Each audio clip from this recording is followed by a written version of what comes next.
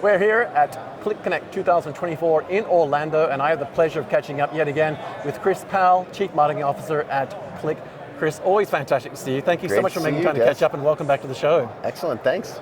And thanks for having us at this amazing event. It's been a lot to take in, but it's an exciting amount to take in, and you've got some big announcements with regards to some of your success stories in your integration of two very, very big organizations, some new innovations, announcements, and some partnerships to talk about. Maybe if we just start with some of the bigger announcements with regard to, I guess the two big ones for me at least is the Talend Data Cloud and Qlik Answers. Walk us through kind of what they are and where they're at now and what it kind of took to get to there. So this is my favorite 2 days of the year. This is, it's such an exciting time to bring customers, partners together, and all of these industry luminaries that know so much about these kind of topics. And this year, it's a bit of an embarrassment of riches of the announcements we get to make. The two big product announcements being Qlik Answers and Qlik Talend Cloud. Qlik Talend Cloud is really bringing all of the best of Talend and the best of Qlik together from a data integration, data quality, trust, governance, transformation, all of the aspects that are increasingly important in the world of AI as customers are looking to be able to build the data foundation so that they can start to feed into these LLM models. This is a really exciting product line for us. And then Qlik Answers. Qlik Answers is almost on the other side of it. So now looking at all of the unstructured data that organizations have and being able to use the power of Gen AI, where you can have sort of your independent LLM of train it on all of your proprietary things.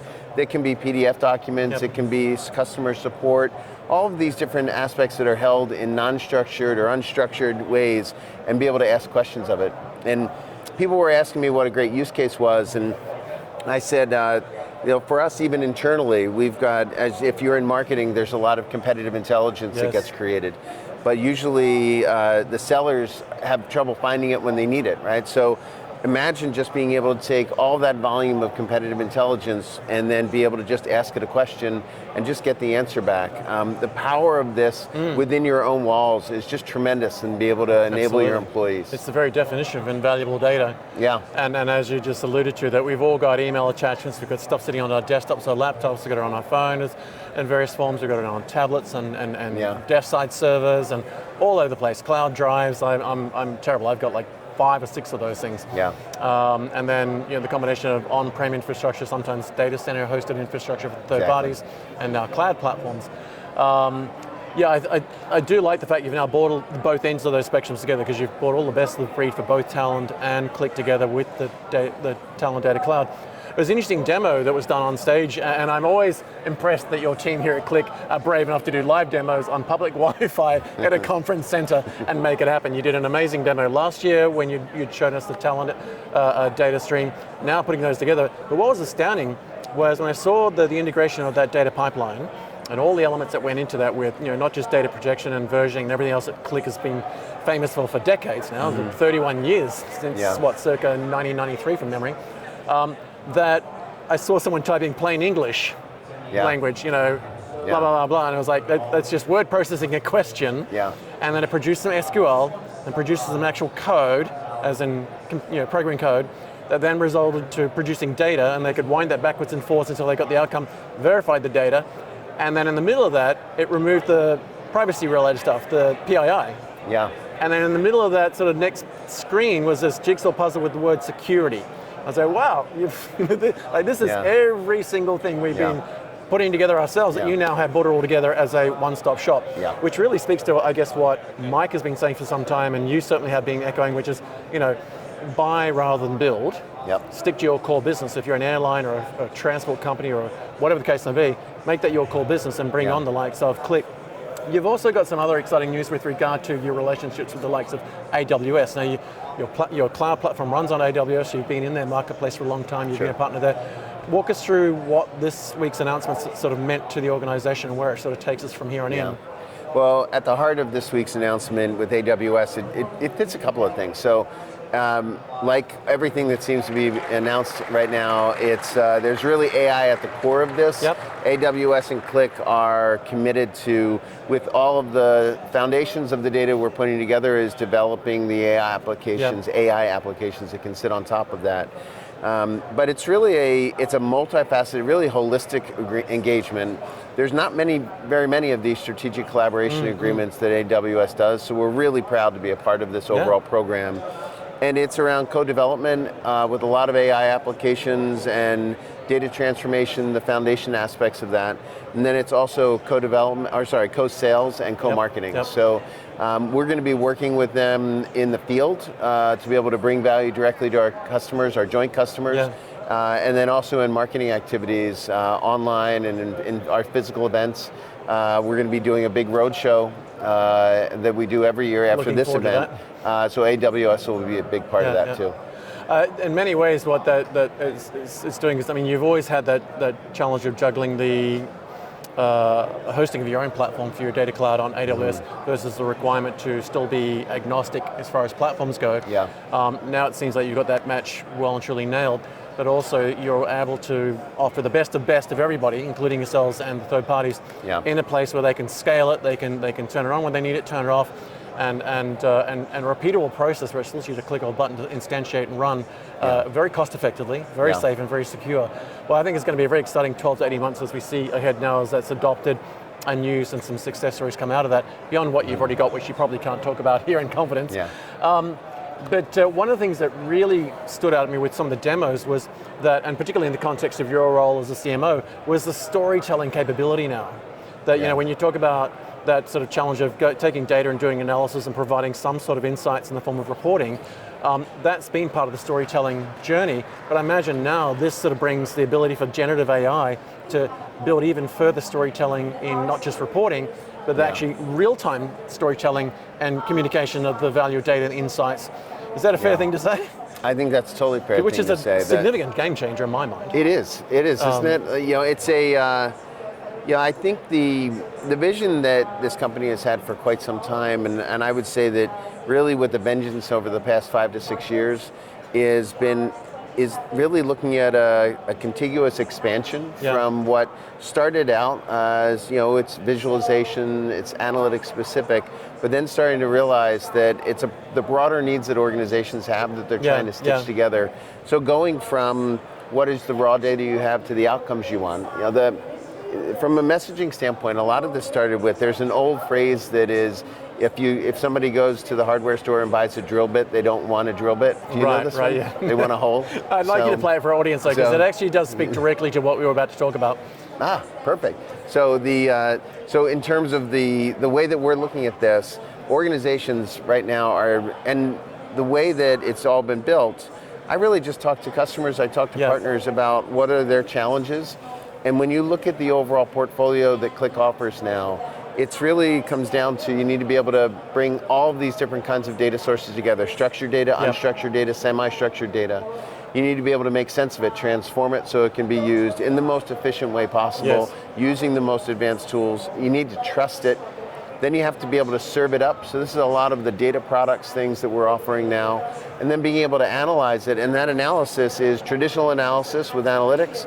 It's more advanced data science that we've brought together with AutoML. And now it's increasingly the unstructured with Qlik Answers, being able to look at your unstructured data. And as you bring that whole stack together, what's better, right? You can look and ask questions or get insights from your structured data. You can use data science to get insights into predictive into the future, and then you can use Qlik Answers to just get unstructured input and feedback back. It's truly game changing. You rarely see demos that you're like. I saw demos here, and like a couple weeks ago as we were preparing for it, I loved it. And again, that goes back to that whole element of, you know, at the end of the day, and certainly in your role, I know this is sort of, you know, in your DNA, is being able to tell a story around how you're going to deliver that value back to the business and why and how. And, you know, I love the fact that we can now talk to the data. And we don't have to be SQL gurus, we don't have to be Ruby and Python gurus, we don't have to know machine learning, I don't have to know how to scale a CPU or build a cloud. I literally just ask it a plain question. But then I also have the assurance that the Qlik infrastructure and ecosystem is going to sort of all the things that I don't know that I should know in the first place. A little segue with that in mind is, you know, when you think about your role as Chief Marketing Officer, what's the impact of AI going to be like with regard to your role? Because I mean, a lot of what you do is looking at how do you create those stories, how do you communicate the value and so forth of Qlik. generative AI must just be a boon for you as well, surely, in a day-to-day basis for all the right reasons. Yeah. You know, we jokingly call these LLMs, we use our junior copywriting assistants. Right. And sometimes it's the junior research assistant, sometimes it's your junior creative assistant, your junior, so it's the way I talk to so many people who are just still learning how to manage through the prompts and all the things that a lot of us have gotten used to, and it is so valuable. I mean, I use it every day. Yep. My team is using it every day, and it just makes us better. Right? It's not replacing, and it's you have to be careful that you're not so lazy with it. Because if you're lazy with it, it doesn't give you. But if you're really using this as a strong tool, it's completely game changing. Yeah, there's a whole bunch of analogies. We can go all the way back to the calculator. Didn't take anyone out of work doing that. They just gave them more math to do. Word processors didn't remove people from the various space. When blogs came along, it didn't kill newspapers.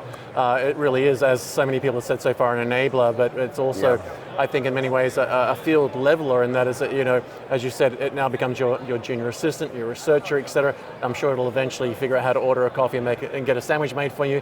I'm just worried about when it asks for a pay rise and goes, can I not be the junior anymore? I'm sort of writing your homework for you, which would be kind of interesting. Yeah. I wonder if you could wrap us up with this particular one, and we spoke about this off camera. Where to from here? You've had some exciting things with regard to, you do some amazing stuff with your communication through digital social platforms. You've done this massive, exciting rebrand and rebuild of your website, which has become a very powerful resource for us all. And you talked about the roadshow. Step us through sort of what you would ideally like those of us who have come to meet together like this as birds of a feather, as customers, as partners, integrators, resellers, and then just own staff and people like myself who are part of that ecosystem. Yeah. Post-event like this, because we capture a lot of information and knowledge, but that's a continuing conversation from my point of view. It doesn't all stop tomorrow, as it were. What in an ideal world should we be looking to so that we continue the conversation with you and with your team and with Qlik through that sort of, whether it's a roadshow or your digital social media or potentially your website? Look, I think you pointed out so many of the things. We were, the new Qlik, and I sort of see the last couple of days as somewhat of our coming out party. Right. It is a really exciting portfolio. I'm going to steal that phrase, by the way. It's exciting partnerships. Yeah. And what we're really looking to have people engage with us is, of course, through social channels like this. We have such a good, strong social team that's able to bring forward through all different channels and really just participate. Social is a great way to engage with us, to learn more about what's happening. Join the conversation, as it were. Join the conversation. Yeah, because it's not just likes and retweets, it's comments, feedback, answers. Yep. Yeah. And that's where we really build those sort of conversations that come all the way back up to then face-to-face from my experience. Yep. Completely, yeah. And Which is exciting. The new website has, a lot of people talk about new websites sometimes and it's just sort of a few new pages or they've redesigned something. Bit of lipstick on a pig. This is, we turned our old website off and turned this one on, and it's a completely new brand, new messaging, and trying to get across the kind of confidence that we have in our portfolio and the benefits that we can have. You talk about storytelling. Our customer stories, and here at this show, 2/3 of the presentations that are done in over 100 breakouts, and 2 out of every 3 are either with a partner or a customer or both. So we're really proud of being able to tell those stories and the value stories. Yeah. And there's a lot to be gleaned from those for obvious reasons, because there are many birds of a feather like us. So if I'm in finance or in whatever it might be, there are use cases and customer stories that you're talking about like that I can then glean some benefits from, and then also potentially join that conversation very forms. Well, I do invite, we will have links and other details wherever you see this content. We will have plenty of links, not just to Chris's LinkedIn profile, but the company itself, to the website and all the other places you can glean information from and join that conversation. And we do invite our audience to do that all the time, because it's not just likes and retweets, it's comments, it's questions, bringing those into email, DM conversations, then eventually a Zoom or a call to get those conversations going. Because we said this last year, there's no better time now to talk to Qlik. I think it's even more so the case now for all the things you've been able to bring together and what you're leading to. And I think the next 12 to 18 months is going to be quite breathtakingly exciting. And I'm just glad to be here, part of the ride. But Chris, thank you so much for your time. It's been great to have you back on the show. Always great to see you. Thanks for having me here. And we will definitely ensure that our audience connect. and you'll pardon the pun there, and join that conversation and come to looking for those answers that I know that you can give them. Great, thanks Des. Thanks, Chris.